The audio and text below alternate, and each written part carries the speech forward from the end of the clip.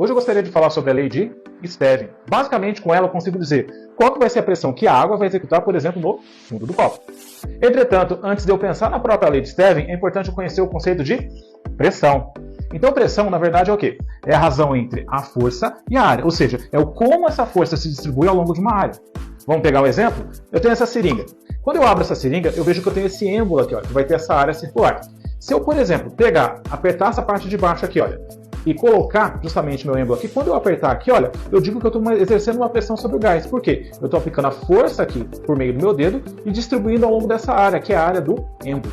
Qual é a consequência direta desse efeito da pressão? Se eu pegar essa laranja e tentar furar, por exemplo, com esse retângulozinho aqui, olha, vai ser difícil. Agora, se eu pegar a mesma laranja, pegar justamente essa pontinha aqui, uma área absurdamente pequena e tentar furar, vai ser fácil, porque a pressão é gigantesca.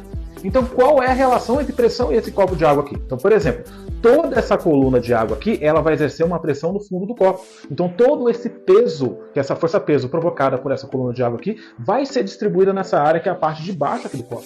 Então, qual que é, enfim, essa relação entre a pressão do fundo do copo e a lei de Stevin? Então, a lei de Stevin vai falar para mim o seguinte, olha, se eu tenho um recipiente com líquido, a diferença de pressão entre esses dois pontos, causada pela gravidade por causa da distância entre esses dois pontos que eu estou chamando de altura, vai ser igual à densidade do líquido, valor da gravidade e altura, ou diferença de altura entre os dois líquidos. Então, vamos adaptar. Eu vou colocar um ponto aqui no fundo do copo e outro ponto na superfície. Então, o que vai ser justamente a minha pressão no fundo? A pressão do fundo vai ser a pressão atmosférica, ou seja, da atmosfera, da coluna do ar que está aqui em cima, mais a pressão de toda essa coluna de água que está justamente em cima do ponto B. Mas e aí? Eu não posso falar que essa pressão atmosférica aqui é zero? Quando você ignora a pressão atmosférica, você está desprezando alguma coisa que está executando 10 toneladas, quase 10 toneladas justamente de massa distribuída ao longo de 1 metro quadrado. É muita coisa.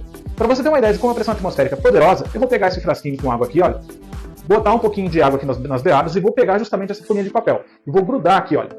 E aí o que eu vou fazer? Grudei aqui, isso não é colar, tá? Só está grudado, só para aumentar a aderência justamente entre as paredes e a folha. Ó, vou inverter. Olha só o que aconteceu.